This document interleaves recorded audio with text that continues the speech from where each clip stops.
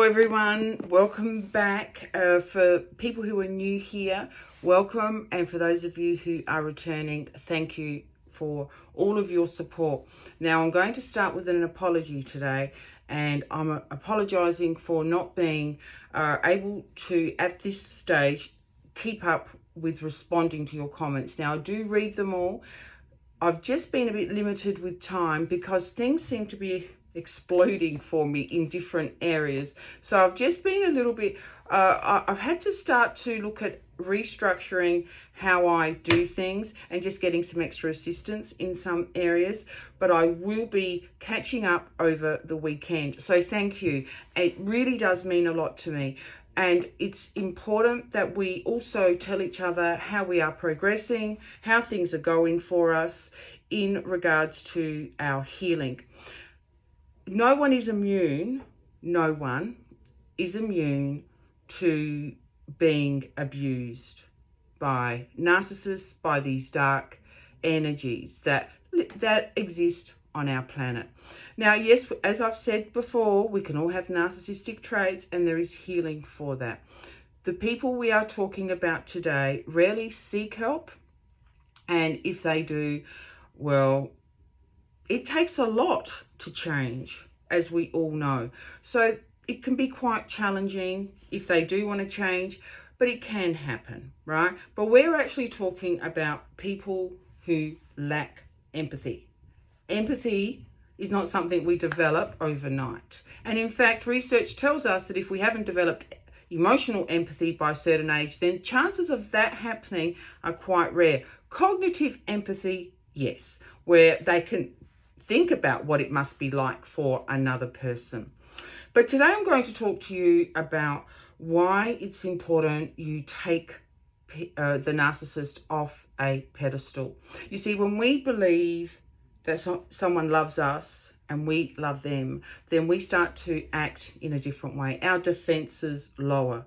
If you're a person who can accept that you make mistakes, other people make mistakes, and you're going to talk about things and move, like reconcile, then that's great if you meet someone who does that. The trouble we have with covert narcissists, with these toxic people, is that resentment is at their core.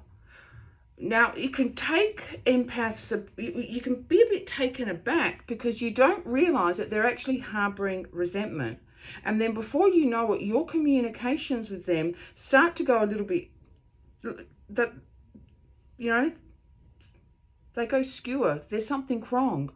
They stop texting at certain times. They'll start acting angry with you, giving you one-word answers back. And you say, where has this come from? You then, of course, start over-trying.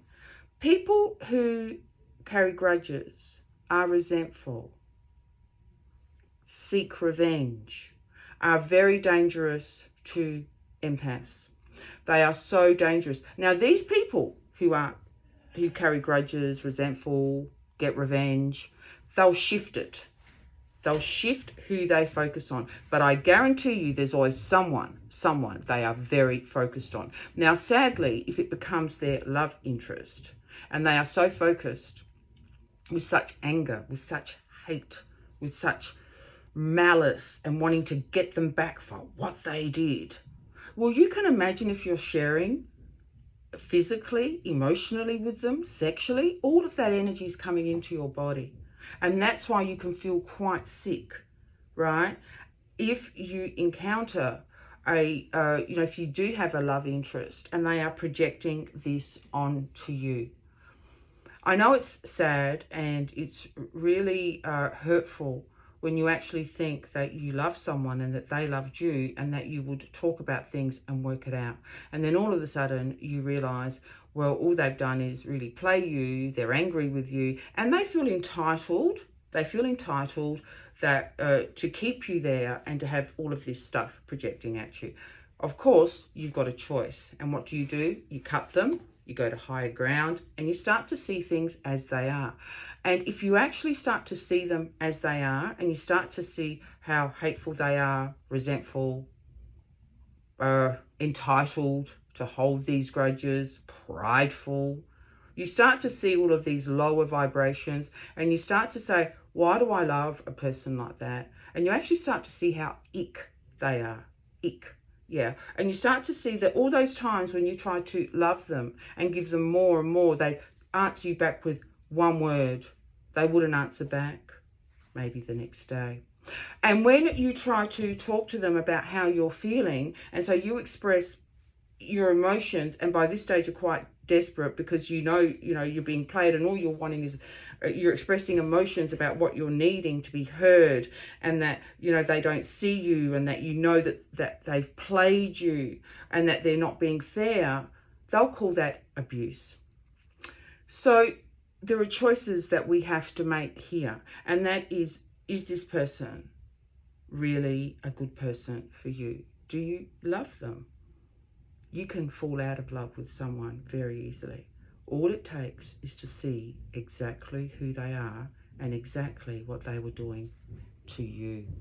All you need to know is the smear campaign they were doing and how they call you abusive, but not once do they look at what they actually did to you. Sometimes what they can do, they can actually pretend to want to get back with you, to work on the relationship. Some even go to marriage counselling, couple counselling, and all the while they're just planning to get you back, playing games.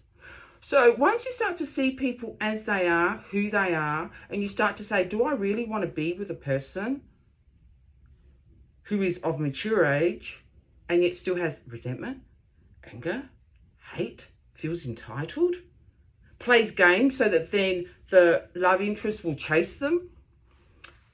You start to reconsider, and you start to project a better life for yourself, and you start to say, no, this is not the way things are going to be.